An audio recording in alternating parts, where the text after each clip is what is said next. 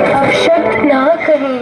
ओह, उस जगत पिता का अपमान तुझे चुभता है और तेरे इस पिता का जो तू सदैव अपमान करता फिरता है उसका तुझे कोई पछतावा नहीं है। क्या वही विष्णु तेरे लिए सब कुछ है, मैं कुछ नहीं?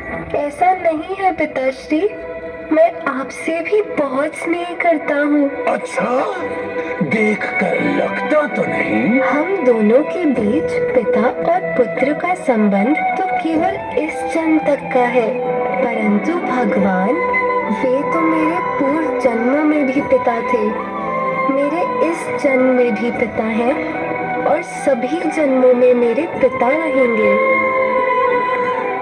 मेरे ही क्यों, वे आपके भी पिता हैं, वे परम पिता हैं।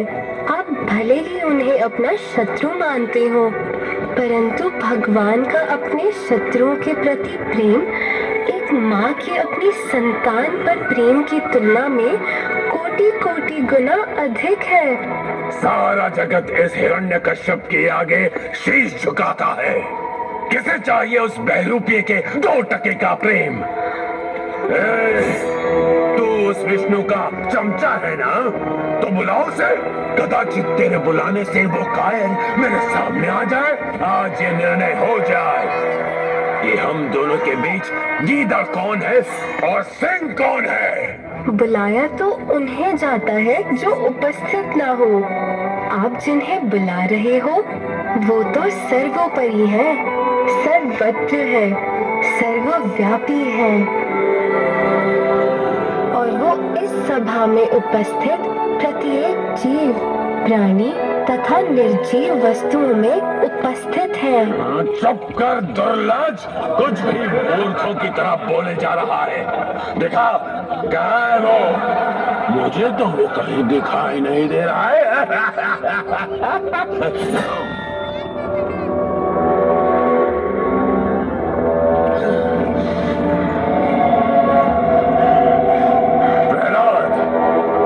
विष्णु सर्वोपरि है, क्यों? तब तो उसे इस स्तंभ में भी होना चाहिए। अवश्य है।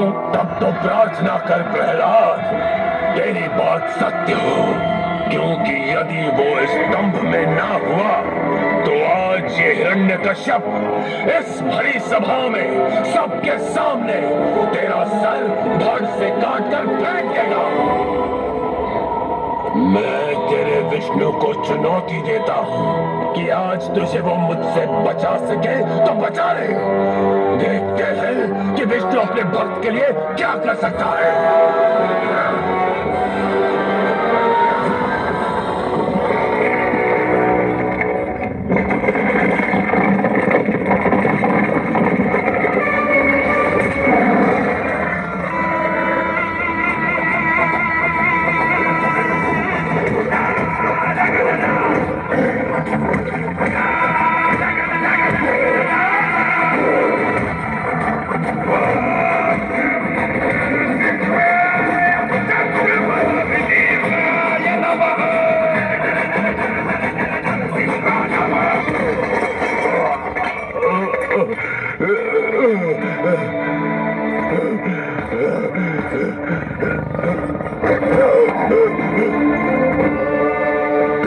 समय समाप्त।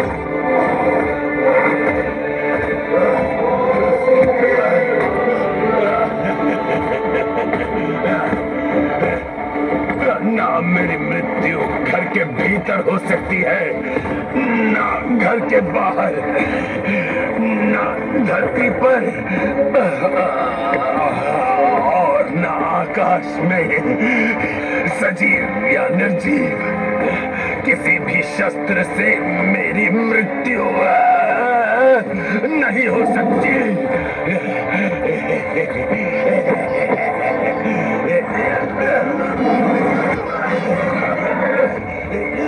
क्यों हो गई बोलती बंद?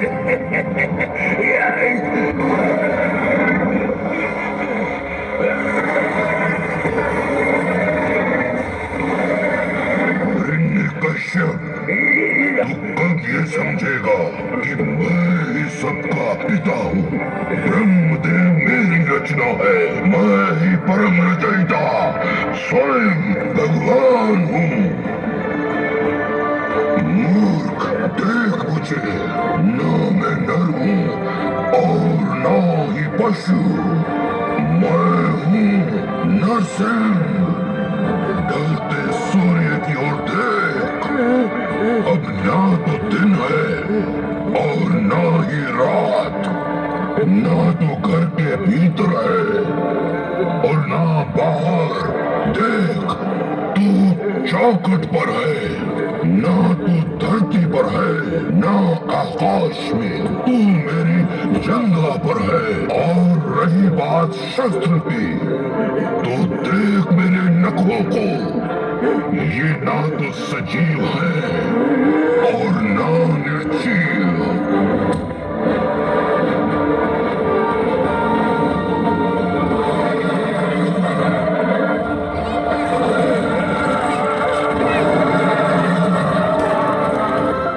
पुत्र प्रहलाद, कृपया अपने प्रभु को शांत करो। कृपया शांत हो जाइए प्रभु। देखिए ना, सब कितने भयभीत हैं।